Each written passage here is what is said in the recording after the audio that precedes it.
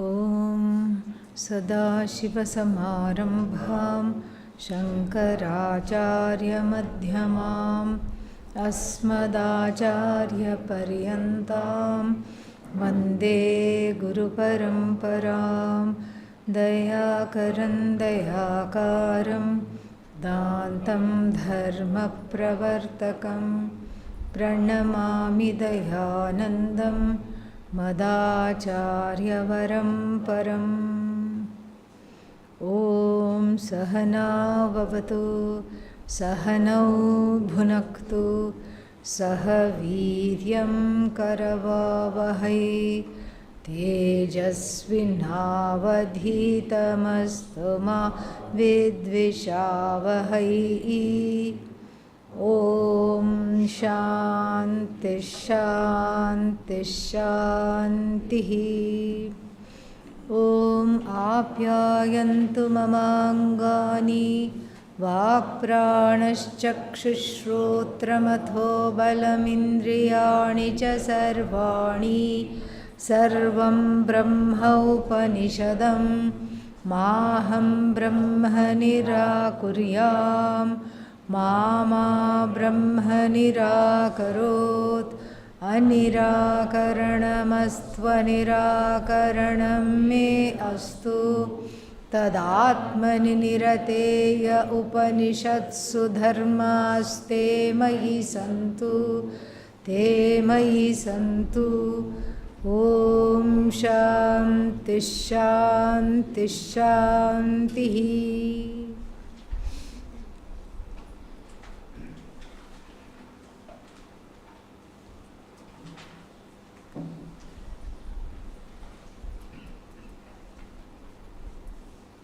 This is a very handy Upanishad. Means it fits in the palm of one hand. Small, but let not the length of the Kenopanishad lull us into thinking that its message is also small. The message is vast, but it is put in a very precise form, and we have seen how each thing, each mantra brings with it a whole world of possibilities in the way to look at it. And when we go deeply into it, this Upanishad itself, by itself, is enough to disabuse us of the notion that we are the doers and we are the recipients of our own doing.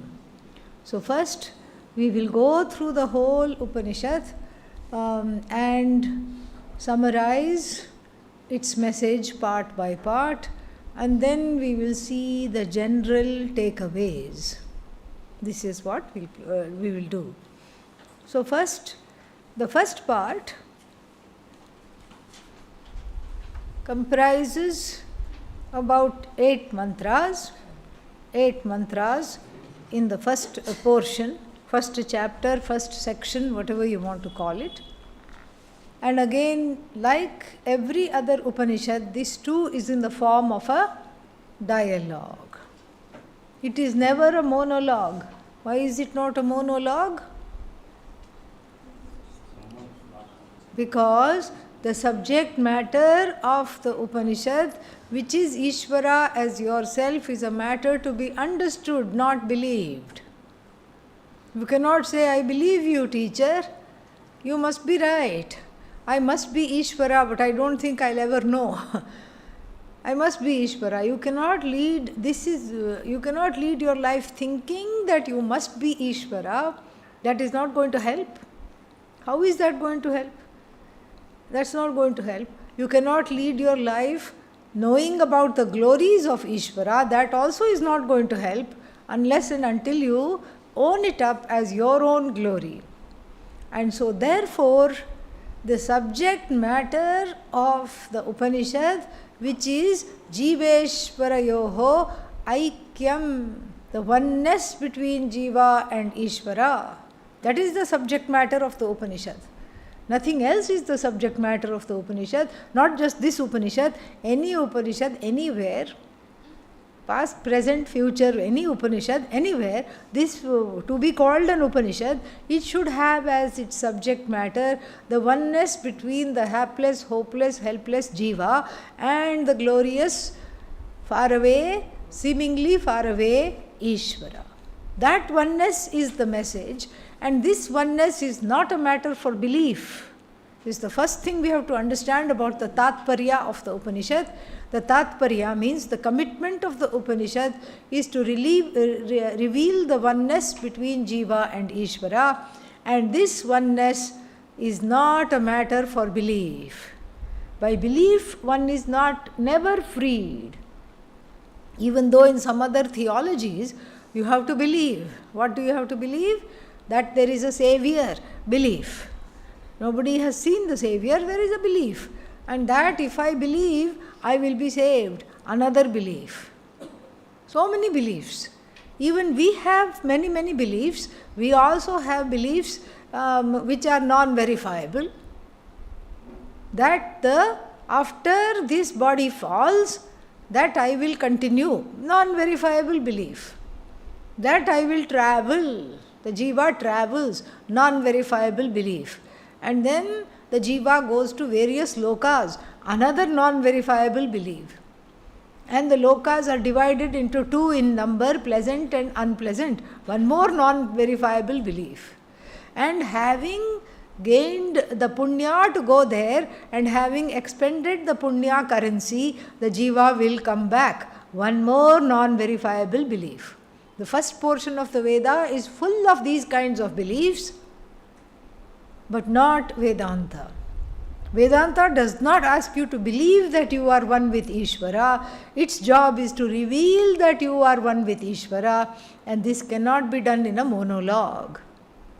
That is why dialogue. Otherwise, how can you do it? The teacher keeps on talking, and already one's head is filled with all kinds of notions. On top of that, one more understanding, it doesn't come. The notions themselves bat the understanding and bat the Mahavakya away. And so therefore it has to be in a dialogue form, so as we see here, so that the student can assimilate this knowledge by talking, asking questions, getting rid of doubts, getting rid of error, vagueness. So the dialogue is very much encouraged, and the dialogue here is part of this Upanishad. We see not only in the first chapter but also in the second chapter, there is a very active dialogue taking place between the teacher and the taught. Again in the fourth chapter there is a dialogue because the student asks the question in the last chapter. What is the question? Please teach me the Upanishad. Not a question, a request. Yeah. So the dialogue is a very important part of the understanding, because you are an agent, you are an active agent here, not in the gaining of this knowledge, but in the dismantling of the notions which stop the assimilation of this teaching. This is important. You are not an agent in gaining this knowledge. Knowledge happens, and in order to facilitate that, you are an agent along with the Upanishad. You are, and the teacher, you also have to work to dismantle this whole subjective world that one has put up because of early childhood impressions, hurt, sorrows, pains, whatever you have. There is a whole set of notions. A whole set of other notions come due to socialization, schooling, family patterns, and cultural patterns, etc. All those assumptions have to be put in the searing light of the Mahavakya and burnt up. They have to be examined and allowed. One has to allow the Mahavakya to consume these wrong notions. Only then the knowledge will take place. This also message this Upanishad gives. So the first chapter begins with a question. It's not an ordinary question. At best it's a strange question if you don't understand it. Because who thinks of things like how do the thoughts fall in the mind? Who thinks of it? Someone slightly weird. That's what. What kind of weird? Good weird. Yeah, not weird as in not available for transaction, not available to be able to be a functional person in the world, not that kind of weird, but weird in the sense of away from everybody. Away from everybody. And this is exactly how it is in the Kenopanishad. Also we find a similar statement. Paranchi khani vyatrinat swayambhuhu parag pashyati nacha antaratman kaschid dhiraha atmanam aikshat avritta chakshuhu amritatvam icchan. Here Lord Yama blames Bhagavan and says, because of Bhagavan's fault, nobody is interested in Brahma Vidya. It's not our fault that we are not interested in Brahma Vidya. Why? Because Bhagavan chose to put our eyes facing where? Outwards. Our ears are facing where? Outwards. Tongue is ready. That is also facing outward. Everything is facing outwards. And the Jagat, that's the first fault of Bhagavan, everything is facing outward. Second problem, second fault of Bhagavan, made the Jagat so alluring. So many things to see, the two eyes are not enough. So many things to hear, so many wonderful things to smell. Like go to a perfume shop and then you'll see. It will just confuse the olfactory nerves. All kinds of perfumes will be there. And then so many tastes. The whole restaurant industry functions on the 3 inches, which is the tongue. Because once you swallow, that's where it tastes. Once you swallow, you may as well be on a feeding tube. There's nothing there. Based on this 3 inches, all kinds of cuisines. Every kind of cuisines, Italian, Mexican, Indian, South Indian, North Indian, East Indian, West Indian, all these things. In Vietnam, there was a specific, Gujarati restaurant, only Gujarati food. So like this, everything is there just for the sense organs to enjoy. And the sense organs are facing where? Outwards. And then the travesty is that Bhagavan tells us in the Upanishads, go inward. Arey, how to go inward when everything is outward? Everything you made face outwards, and okay, at least if you had made the Jagat a grey, black and white photograph, like a black and white photograph, flat effect, there is not any kind of undulations, nothing is attractive, okay, then we will all quickly become mumukshus, jignasus, because nothing is calling my attention anymore. Absolutely nothing is calling my attention. So there is a desire, perhaps the desire to go inwards and grow is a natural outcome. We'll never know because the Jagat is in 3D color, and so therefore the Lord Yama says in the Kenopanishad, Paranchi khani, the outward facing, because of the outward facing sense organs, Vyatrinat Swayambhuhu. This Bhagavan Swayambhu, Swayam Bhavati iti, this Swayambhu has as though Vyatrinat destroyed the human race, destroyed all of us. Why? Parag Pashyati, keeps on looking outwards for some kind of entertainment, some kind of a contact between the sense organs and the sense object. Na antaratman, antaratmanam, it is chandasam. So does not look within, does not look at oneself, does not look at the nature of the seer, the nature of the hearer is not understood. And then what does it take? Kaschit dhiraha. One person who is of a discriminating nature. Dhiraha, Adi Shankara always describes as Dhiman. The one who not only has buddhi, but uses the buddhi. Everybody has buddhi. But where do we keep the buddhi? In the safe deposit box. And then we can't even find the key. The key is lost. It is all locked up safely and we are hoarding the buddhi. But here, this person who uses the buddhi and shares the understanding with others, dhihi vrati dadati iti dhiraha. So this dhira is the one who is, there's just one person like that. Kaschit means one person. Kaschit dhiraha antaratmanam aikshat. The one person is able to go within and see the truth of the sense organs and the sense objects and their connection, and then what? And then avritta chakshuhu. He has undergone a revolution of vision.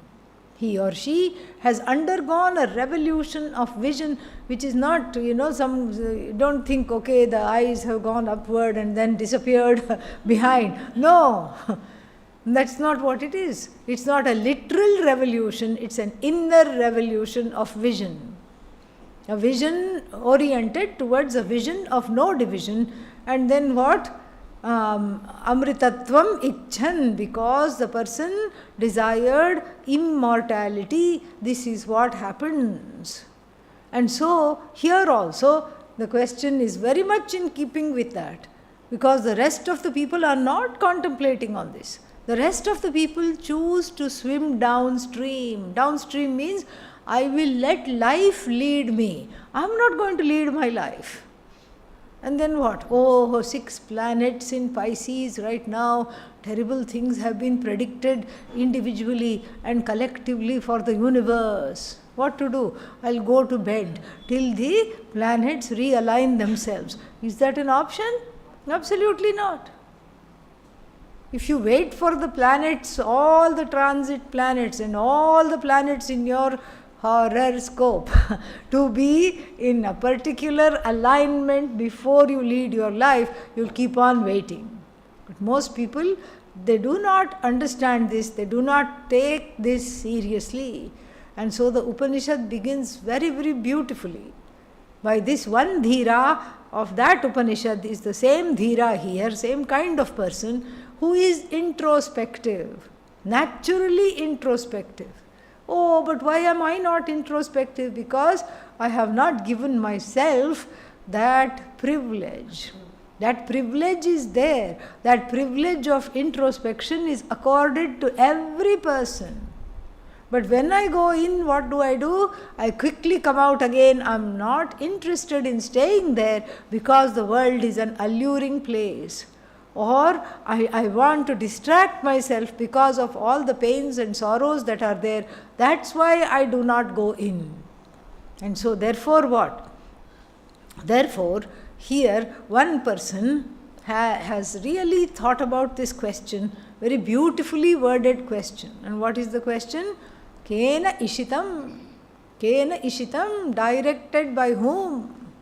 Willed, first he says willed by whom, the student says, then he or she corrects themselves and says what? Directed by whom? Directed means in whose presence? In whose presence? Preshitam.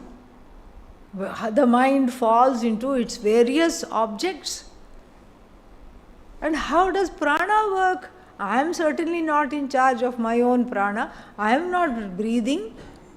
Breathing happens. Breathing takes place. How do words come out? I just think I have to say these things and the words magically form themselves and the letters form into words, words form into sentences and the sentences effortlessly flow out of my mouth. Especially if I have to bash up somebody else with my words. That time I am not in search of the words at all. How is this happening? And how do the ears and the eyes fall into their respective places of objectifying sounds and objects of sight? How does this happen? And the teacher answers in the very next question and seems to be very pleased with the student's question because the answer comes at a very, very high level. The teacher does not name the entity. This is the entity behind this. This is the one. This is Ishvara, and you have to know this Ishvara. Had the teacher said that, the Ishvara would have been some kind of a controller of the human life and the human sense organs. That is why it is worded differently here. You have come this far with your introspective skills, go a little further and see that which is the eye of the eye. See means not literally see. See means understand. Look into that which is the eye of the eye, the ear of the ear, the speech of the speech, the mind of the mind, the prana of the prana. And you are primed for this knowledge because other people like you who looked into it, atimuchyanti dhiraha. Muchyanti would have been enough. Muchyanti means free while alive. Atimuchyanti, after they dropped the body also, no reason to come back. Jivan mukti, first one, muchyanti, atimuchyanti, videha mukti. It's the same mukti really, but Jivan mukti means free while alive. Free of the body, free of the mind, free of the jagat, free of pain, sorrows. That is called Jivan mukti. And that is what one is wanting. That is what moksha is. But then maybe I am born after I drop this body. No. Why? Natasya pranaha utkramanti. Taittiriya Upanishad says. The prana doesn't come back. The gross body is left behind for all to dispose of. Either it's buried or it's consigned to the flames. What happens to the subtle body? The gross body joins the gross elements. The subtle body joins the subtle elements. And what about the causal body? The causal body is destroyed at the time of knowledge. Why? Because the causal body is nothing but the cause of this body, which is what? Ignorance. Self-ignorance gone, causal body is not there, so there is nothing to come back. Nothing to come back. And so that is why atimuchyanti dhiraha. Pretya asman lokat. From this loka when they depart, amritaha bhavanti. While they were alive, they were worshipped as Ishvara. After they go, also they are just nothing but Ishvara, who had a particular name, particular form.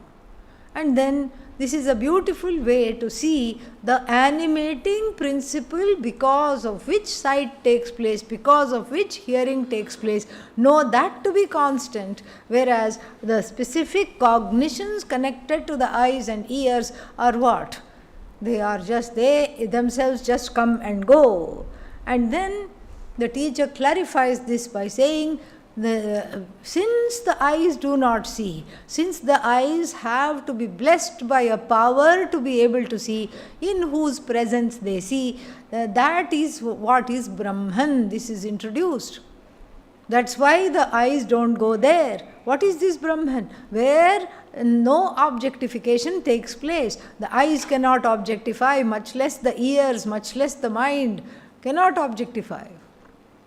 And the teacher says, we ourselves don't know how to teach this. Why? Because it's not an object. If it were an object, I could have shown you. This is Brahman. Very easy, simple. Om Purnamadaha Purnamidam. Finished. Class is over. This is Brahman. Look, enjoy. That's what we could do. But that's not the case. The teacher says, we ourselves don't know how to teach this. Yatha etad anushishyat. How to teach this, we ourselves don't know. Why? Because it is anyaha, viditat anyaha. It's other than that which is known. Oh, maybe it's unknown. No, you can know it. It's other than that which is known. It is other than that which is unknown. It's not known as an object, but that does not mean it is unknown. And therefore we don't know how to teach it. All we can do is just use the same methodology our teachers used to teach us. And here this makes it a very safe Upanishad. Every Upanishad is safe, but here is where we see the safety, because the teacher is not going according to his or her whimsy. Whimsical ideas I have, so I will teach whatever I want. No. The teacher is humble enough to say, I don't know how to teach this. We don't know. Don't know means what? Don't know any other method. We know, but we don't know any other method than what was taught to us, and that same method we will deploy for you to understand. And then the teacher takes each and every jnanendriya one by one to dismiss that as Brahman. So this is how it goes. One by one, each and every indriya is taken, starting with speech. Now, why does it start with speech? Because that is the most objectifiable. Yes, if I see something, I can objectify, but it's a personal objectification. I saw this flower and I objectified this flower. But speech, when I talk, I can objectify the speech, and you also can objectify the speech. That's why it starts with speech. Yadvacha anabhyuditam. That which is not encapsulated by speech, by words, but in fact because of which speech is there, that which supports speech, the invisible adhishthana, the invisible canvas that supports speech, but itself is not something that can be accessed through speech. Please know that to be Brahman, not that which you keep on your altar and worship. We have a strange idea about Bhagavan, Brahman. And where is Brahman? Within the sanctum of the temple, in some pilgrimage. And I have to go there. And all kinds of pilgrimages are there. 1 dham, 2 dham, 3 dham, 4 dham, this, here, this, that. And Shakti Pitha, 51 Shakti Pithas are there. And then Jyotirlingas, how many? 12 Jyotirlingas are there, 51 Shakti Pithas are there. And then of course, numerous Grama Devatas, village deities, Kula Devatas, family goddesses, Grama Devatas, all these things. And all these are there. They have their Sthala Purana, they have their particular Mahima, how this goddess came to have became the village deity. All these stories will be there. Temple will be there. Temples will be there. And usually the temples are made in natural surroundings, by a mountain, by a river, by some beautiful place. That used to be everybody's holiday long ago. We never, when I was growing up, I don't remember going on a single holiday. Holiday means pilgrimage. There was no other holiday. You just go and visit some shrine and then come back. That's what the holiday was. Because you felt better immediately because it was on a hilltop. You had to scale the mountain, like Tirupati. Or it was by a water body, like the ocean. Tirchandur, there is this one temple, what is that? Subramanya temple. Very beautiful. So like this, it's by a ocean, it's by a river, it's by a lake, it's by a mountain, or it's in a forested area with trees. It's in nature. And so that is our orientation. We have caught hold of the finger that points to something. So if the finger points to Bhagavan, we have caught hold of the finger and we are examining the finger and we are addicted to the finger. We cannot let go of the finger. This is what has happened. We have confused the means for the end, and this is what the first chapter of the Upanishad is all about, dismissing this particular orientation to where the means and ends are confused for one another. The end is you. The end is not going to a temple. The end is not thinking of Bhagavan as limited to the confines of a temple. The temple is important because in the beginning one cannot connect to the formless, nameless entity. One cannot connect to that. It's impossible. So you tell a child growing in the tradition, Shrotrasya Shrotram, Chakshushash Chakshu, it will not understand anything. But you take it to the temple, say this is Bhagavan, here is Bhagavati, ask for whatever you want, do one namaskara, take one prasad. Symbolically, it works on the psyche of the child to see that there is something other than just what is visible. And slowly the idea is, as you grow into the tradition, you let go of the forms. You let go of the forms after they have formed you into an introspective person. And to this end, so it starts with speech, yadvacha anabhyuditam, that which cannot be encapsulated in speech, that because of which speech is made evident, that is Brahman, not what you put as something holy in your altar. This itself is the holiest thing. That consciousness, the invariable consciousness which supports the speech, which blesses the speech, but itself is not encapsulated by words, know that as Brahman. And then each and every indriya is gone through, same thing with the mind, that which, because of which the mind is known, that which is not known by the mind. And then that which is not seen by the eyes, that because of which the sight is understood, that which is not heard, that which is not the prana, which nobody can breathe in and breathe out, that is not Brahman.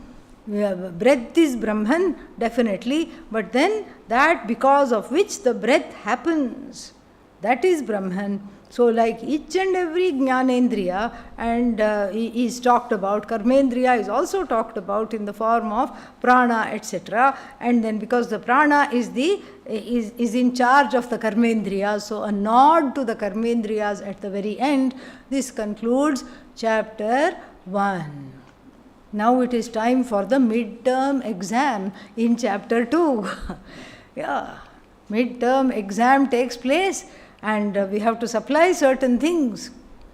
What do we have to supply? That the teacher asks a question, who knows Brahman? That is not said here, but it has to be supplied.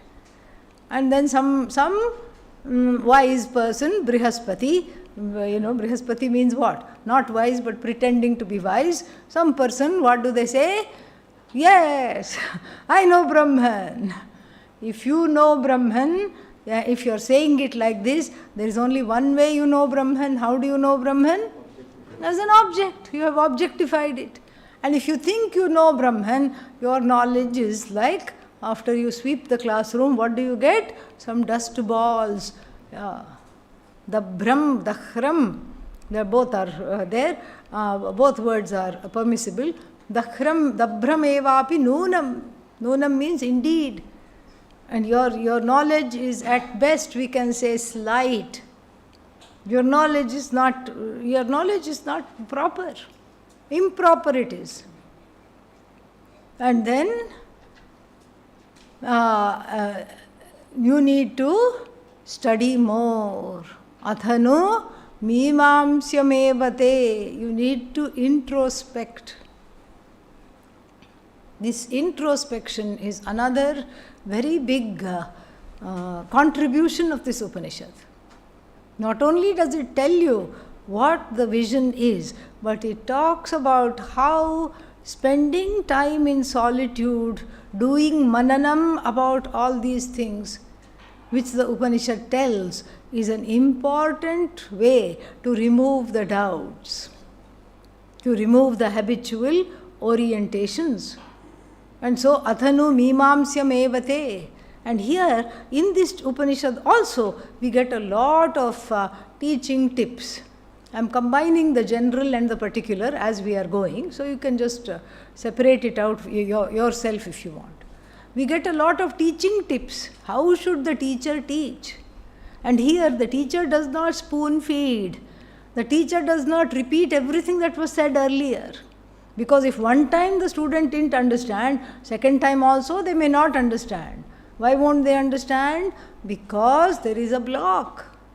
And that block has to be removed by who?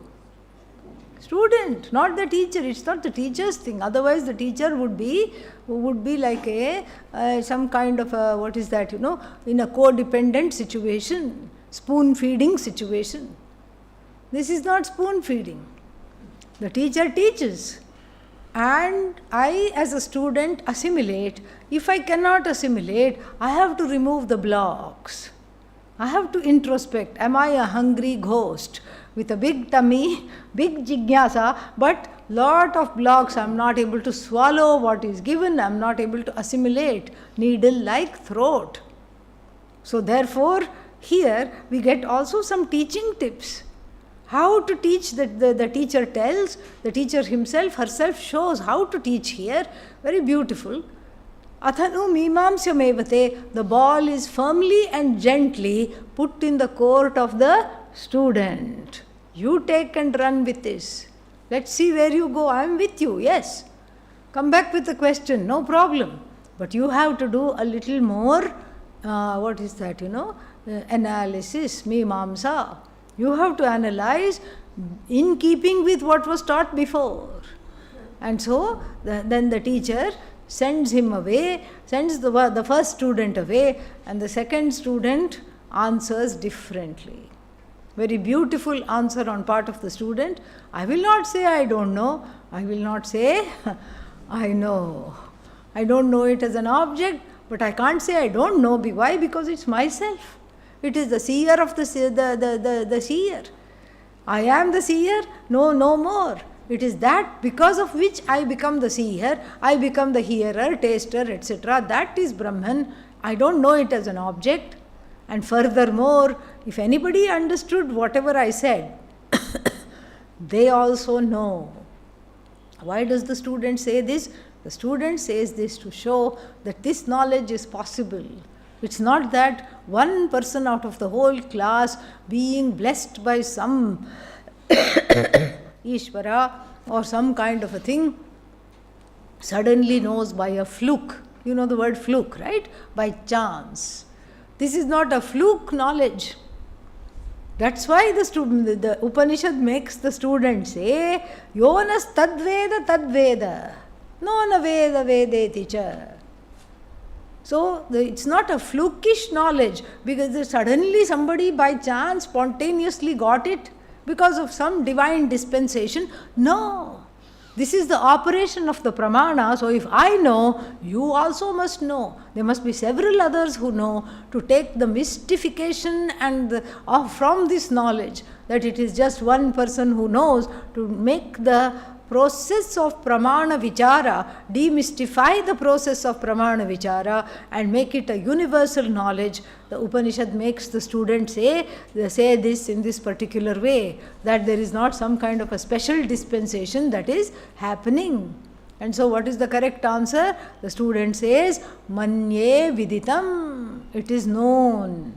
He doesn't even say by me. Simply the student says what? It is known. And then the Shruti continues, Yasyamatam tasyamatam. So the one who says I don't know knows. The one who says I know does not know. Why? Because it is Anyadeva tad viditat atha u aviditat adhi. It is other than the known, it is other than the not known. So therefore, the one who says I know it as an object cannot know. The one who understands that this knowledge does not have an author, a claimant, a pramata, knows. That's why that person will never say, I know Brahman. So then, on the same vein, then we have perhaps the best known verse, mantra in the Upanishad, Pratibodha Viditam Matam. That which is known in and through each and every cognition. Every cognition, there is something invariable that is present, that transcends the cognizer, cognized and means of cognition divide. Thinker, thought and means of thinking. Knower, known, means of knowledge. That which transcends these divides. We only look at things in discrete ways. I think of myself as speaker, thinker, knower. And then what is there to know? A flower. Then what does the flower become? No, object. Object different from me. And then what am I? In relation to the object, I am a subject, operating my sense organs known as eyes. So these three divisions are mithya. These three divisions are there only because there is something that is totally indivisible, totally invariable, that is present in each and every cognition. What is that? Brahman. Consciousness that can never be divided. That Brahman is Ishvara. This Satchidananda consciousness, which as though morphs into knower, morphs into known, morphs into the connection between the object and the subject without being any one of them. It lends its presence to everything without becoming any one thing. This is a master stroke of the verse. Pratibodha viditam matam amritatvam hi vindate. This is the road to immortality. Atmana vindate viryam. You have to move your hands and legs and your brains. You have to use your buddhi a little bit. Here, you have to qualify to understand this. Because Vidya will help definitely. But that Vidya, that Brahma Vidya, I have to welcome into the heart. And if there are any problems, that they have to be let go of. They have to be understood. And so therefore, this has to be properly understood here, is that the division of labor between what the teacher teaches and how the student makes room for the assimilation of the knowledge is very, very clear. It's not the teacher's business to try to make room in your heart and in your head. That is whose problem? Your own, not a problem, your own work at hand. To keep on bringing that clarity, to keep on listening so closely so that things get in without any problem. And so, therefore, this mantra stands out and it's highly quoted also in Brahma Sutra and other places. Very important mantra. And then the second chapter closes with a caveat, a warning. What is the warning? What is the warning?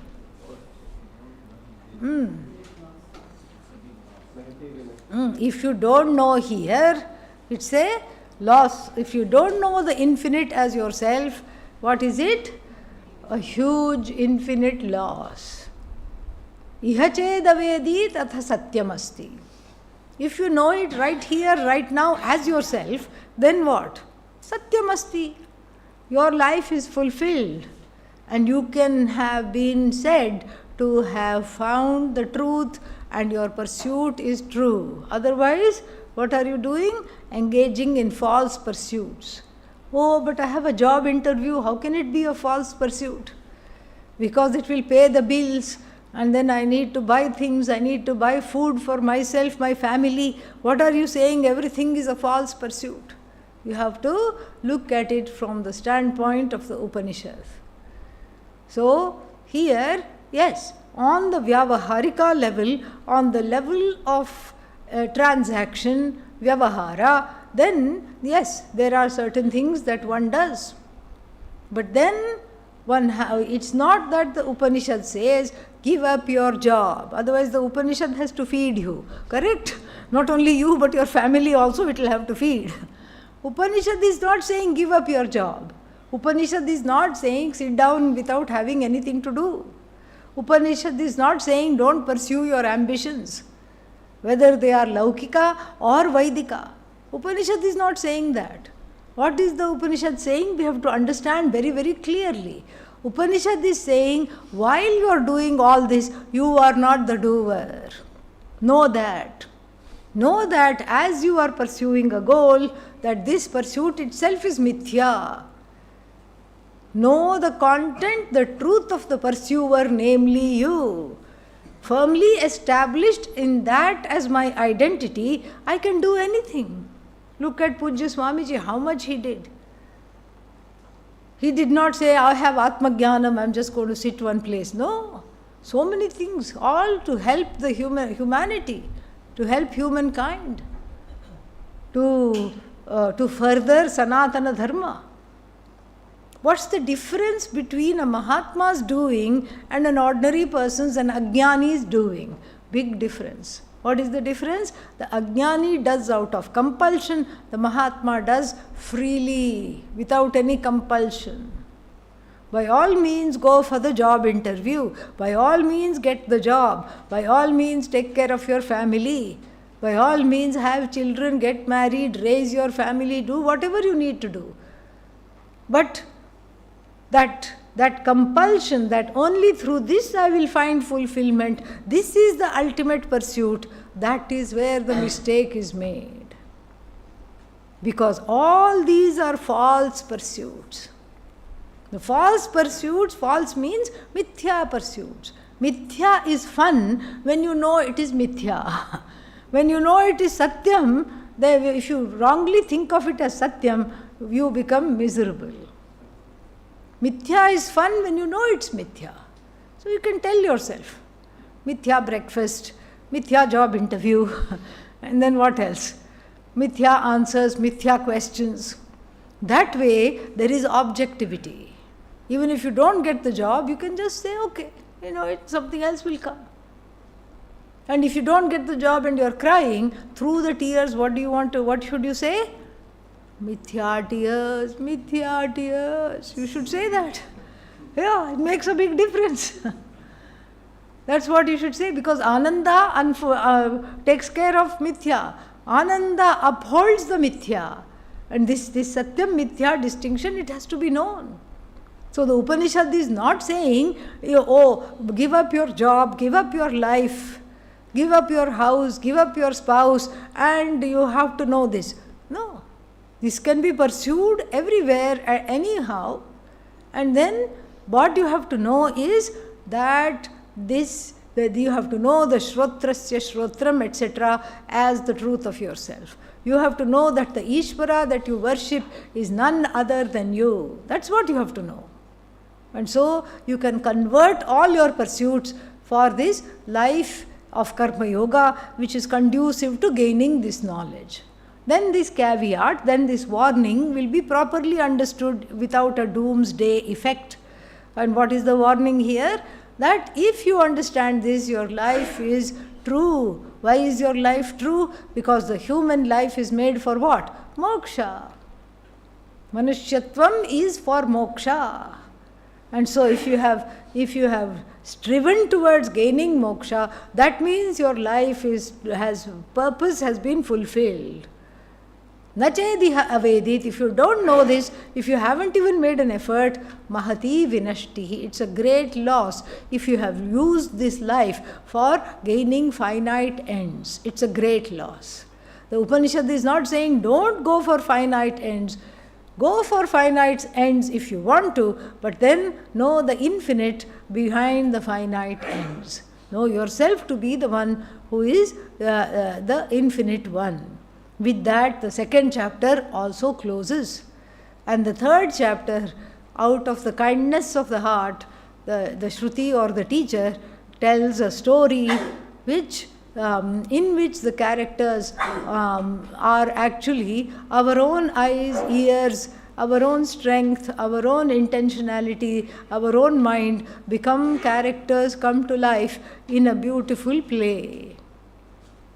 And we know this, we know the whole story that of Indra, Agni, Vayu denying or completely being in denial about the cause of their victory from the victory over the Asuras. They thought they were doing everything, they were the Karta, and then this notion was completely dismissed by the arrival of a strange, mysterious guest in the form of Yaksha. Yaksha doesn't mean celestial being here. Yaksha means Pujya. The most worshipful figure came, and even somebody who was just not interested in anything would feel like going towards this figure. And so Agni and Vayu got nicely insulted multiple times. And they had to come back. Why? Because this is not an object of sight, it is not an object of strength. Indra goes, Indra is Buddhi, the master of all the sense organs, master of Agni, Vayu, etc. And when the boss goes, what happens? The Yaksha disappears, because the Yaksha is Brahman, it cannot be objectified. But because of Indra's humility, he prays for the nature of the Yaksha to be shown. Why did the Yaksha appear? Why did the Yaksha disappear? What is it that I have to study? He prays for a teacher, and the gorgeous teacher, all resplendent, symbolizing Brahma Vidya in the form of Haimavati Uma, the goddess who is the teacher here, Ishvara in the form of teacher, appears and teaches. And then that leads us to the last chapter, Sa Brahma iti hovacha. She says, what you missed in your understanding, what you missed in your recognition, is that Yaksha is Brahman, and that Brahman is yourself. And since you were wanting to see this Brahman as an object, that's why it disappeared. You cannot see this Brahman. And so then Indra becomes very humbled, Indra becomes knowledgeable, Indra has Atma Jnanam, therefore everybody looks up to Indra. Indra has excelled among the Devas because of this Atma Jnanam.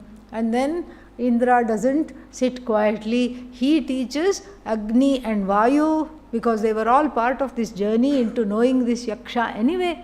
He teaches them, and they too, Atitaram Iva. Iva should be read as Eva. They also transcended the other Devas, became very exalted. Even today, in all the Vedic rituals, they are the foremost in receiving the offerings.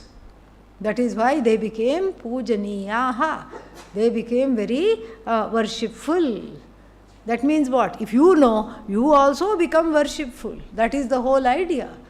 And then the teaching is summarized in a very beautiful and yet cryptic way.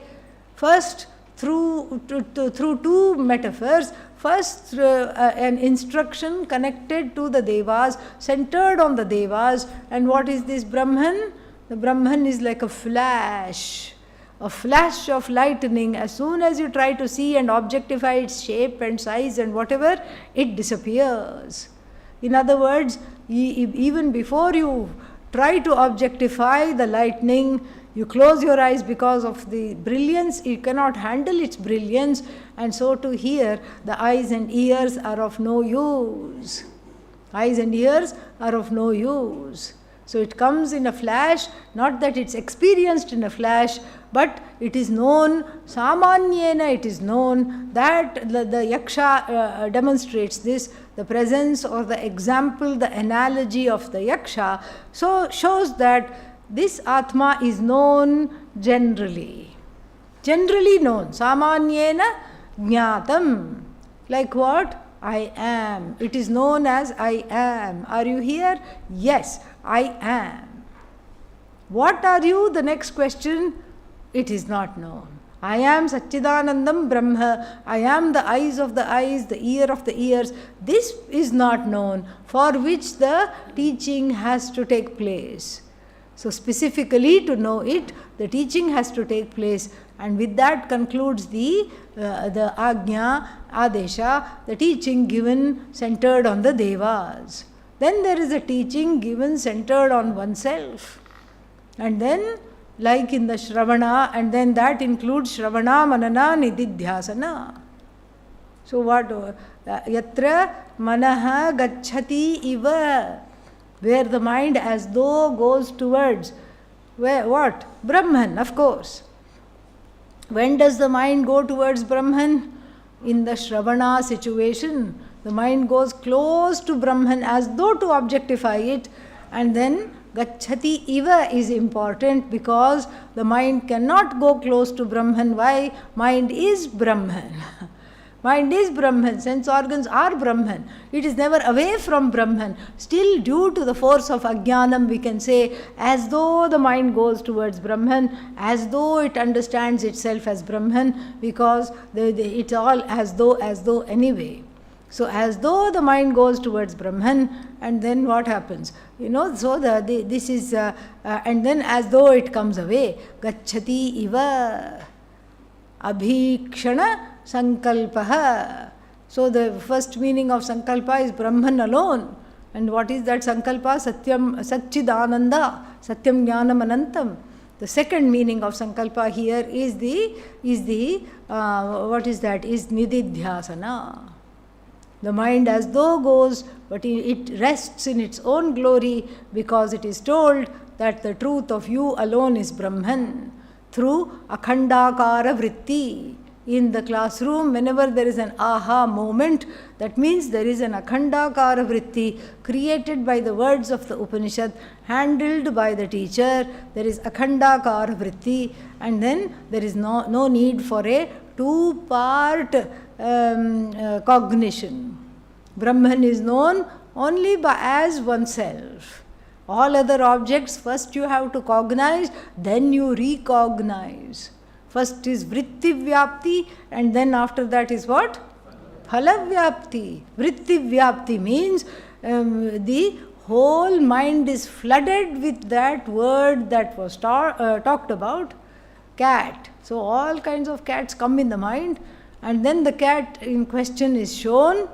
Oh, I imagined a white cat. Actually, this is a black cat. So then the adjustment has to be made, and then the cat is objectified. I am the knower of this cat.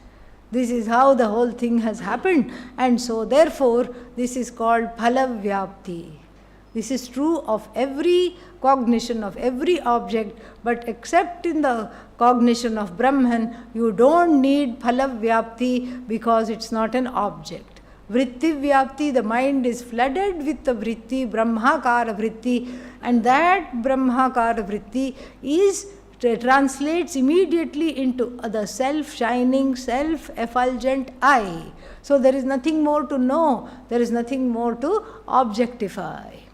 And so this is the teaching centered on Adhyatma, oneself. And then the Upanishad, then what else happens? What is the next verse? Yeah, then the Upanishad gives part 2 of the Adhyatma teaching, where the Brahman, Ishvara, is contemplated upon. Why? To erase the smallness by jumping into the oceanic names of allness.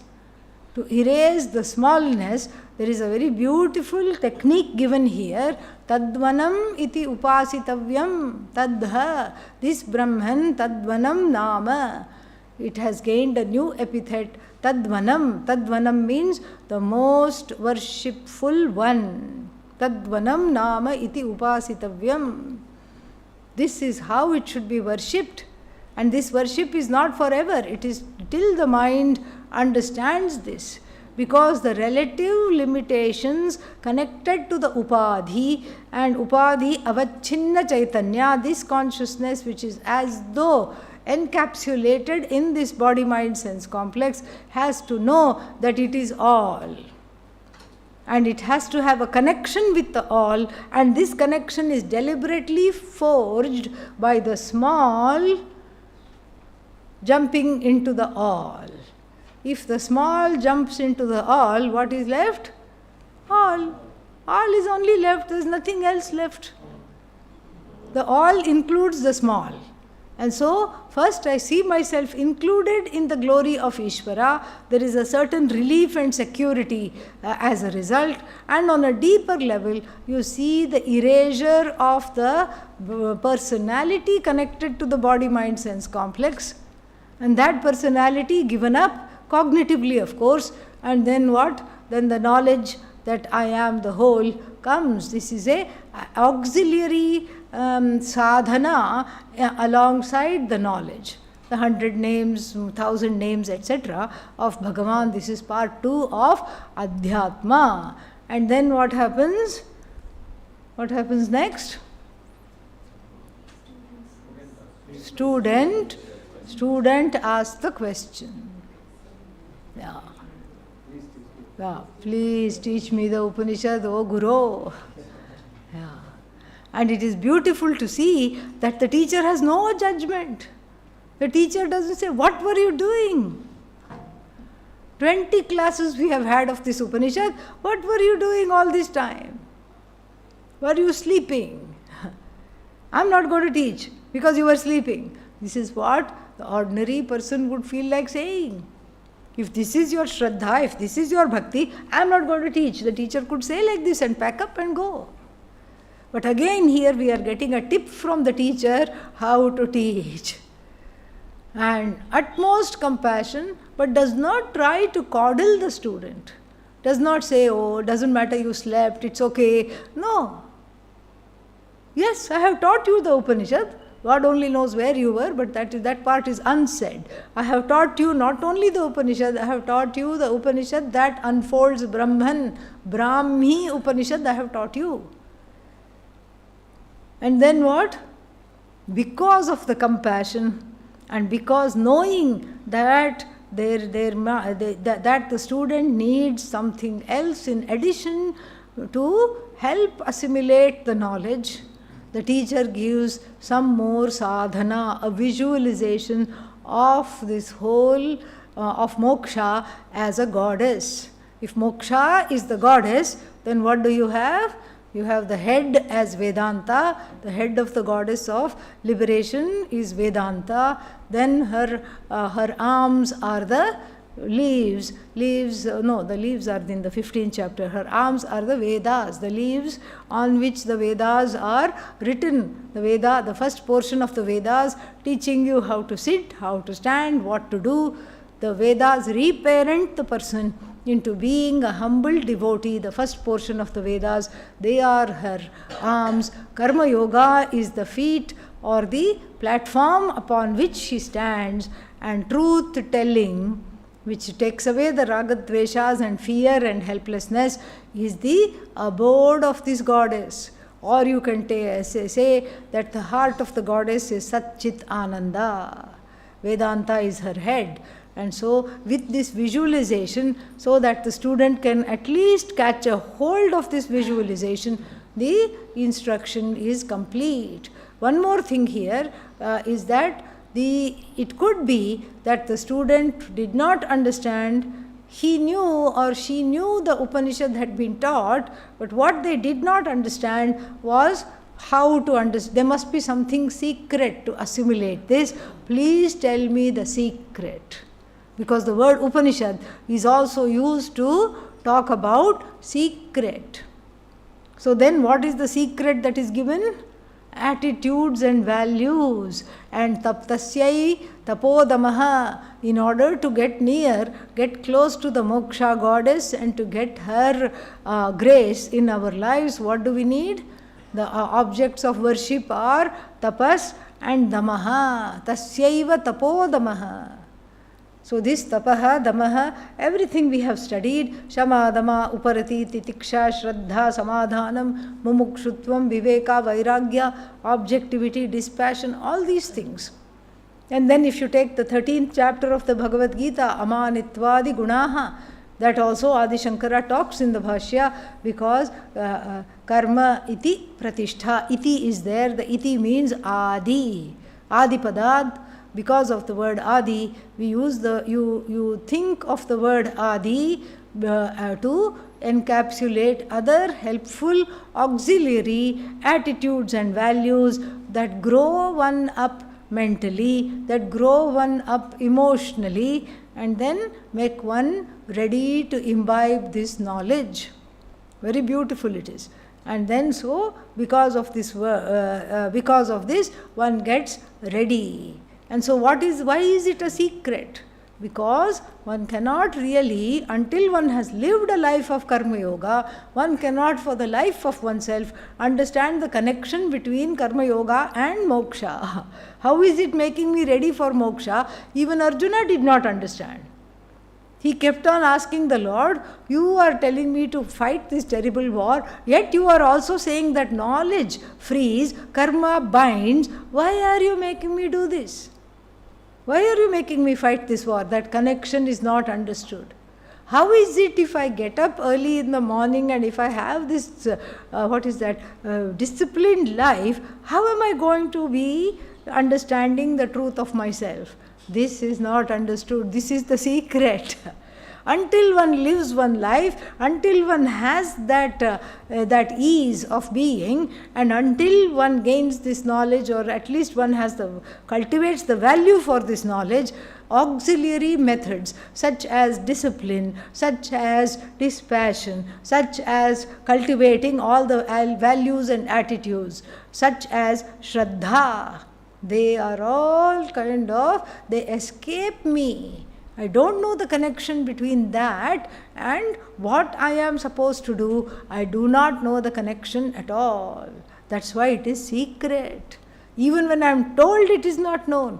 So the lifestyle that is conducive to having a frame of mind to gain this knowledge, and the gain of the knowledge is a secret, then this Brahman itself is a secret, a well-kept secret, because even if it is told, nobody understands.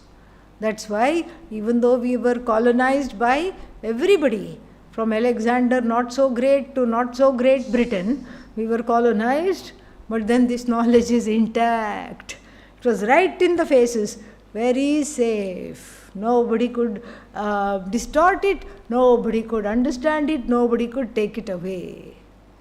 Nobody could do that. And then the Upanishad closes with the Jnana Phala. And what is the Jnana Phala? The Yahavai etam eva Veda, etam Brahmavidyam. We have to supply etam Brahmavidyam. That tat becomes etat. So that which was remote is now proximate, very near to me. Etam Brahmavidyam Yaha Veda, the one who knows what happens, kicking off the papa, kicking off all the papas, means all the karmas. Papa here is karma. Nobody is interested in good karma, we take it for granted. We are always afraid of papa. So, kicking off all the papa, apahatya papmanam, swarge loke jyeye. Jyeyaha means most worshipful, exalted. Swarga is here, Jivan Mukti. No, Swarga is an upalakshana here for a place of no sorrow, no death, etc. Infinite place called Swarga, which is the truth of oneself, no going anywhere.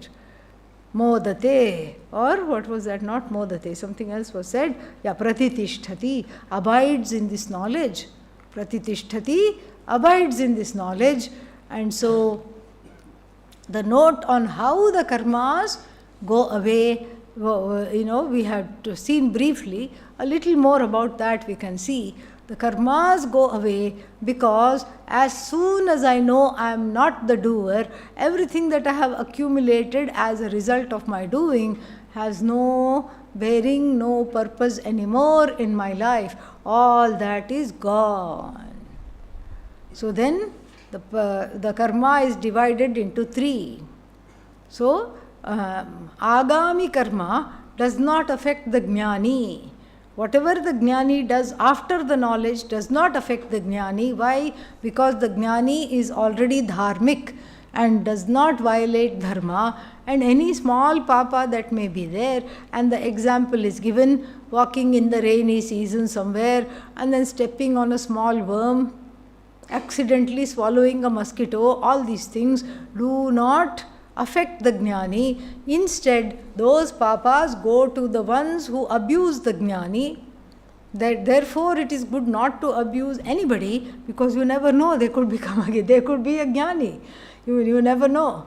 So better to not criticize anybody And so then the good karma that the Jnani does by teaching Vedanta and other good works in the world, the Jnani does not need the punya anymore. So the punya goes to the devotees, followers, students who praise the Jnani. This is agami karma. Then what happens to sanchita? Sanchita also goes at the time of knowledge. Even though it's an infinite amount of karma, because of the knowledge of the infinite, that infinite is satyam. This infinite in the form of the karma is what? Mithya infinite. The mithya infinite of sanchita cannot hold a candle to satyam infinite, which is sat, me alone. So the mithya infinite dissolves in the wake of the knowledge I am infinite. No more there is karma. No more sanchita. What happens to prarabdha? Prarabdha means prak arabdham karma. That which was set in motion even before this body came into being, that continues, but only from the standpoint of the onlooker. The onlooker says the Jnani is aging. The Jnani has become slow. The Jnani has had a heart attack. The Jnani is in a wheelchair. This is what everybody said about Pujya Swamiji. The Jnani is dying. This is what everybody said. But from the standpoint of the Jnani, no prarabdha, because there is no identification with the body. So there is some as though prarabdha that continues, because at the time of gaining the knowledge, they are not going to die away. They continue. That's why there is Jivan Mukti. And then this Jnani, the prarabdha of the Jnani is there for the onlookers, not for the Jnani herself, himself. The Jnani is free also of prarabdha, because the Jnani does not sit and complain, I have backache, I have side ache, I have leg ache, because leg ache is there. But that is not me. It is just the leg that is aching. This is not me. Firmly the Jnani is established in that. So all the karmas go away when Tasmin drishte paravare, the Mundakopanishad is going to say. Tasmin Brahmani, in that Brahman, I see para, the cause, and I see avara, the effect. I know Brahman to be non-separate from cause and effect. Means what? It's neither cause nor effect. Causality is superimposed upon that which is Brahman. Effect is superimposed upon that which is Brahman. And what is Brahman? Free of cause, free of effect. Totally free. Or you can say para, high, that which is high, Brahman exalted. Oh God, Ishvara. Avara means the lowly being who is complaining all the time. In that Brahman, when I can see both Ishvara and Jiva, then all the karmas go away. Bhidyate hridaya granthihi. The heart knot of ignorance is torn asunder. Chidyante sarva samshayaha. All the doubts disperse. Kshiyante cha asya karmani. All the karmas wear their welcome out. They get worn out. No more is karma. Tasmin drishte paravare. And with this the Upanishad comes to a close. And then we will say the closing prayer. Om Purnamadav Purnamidam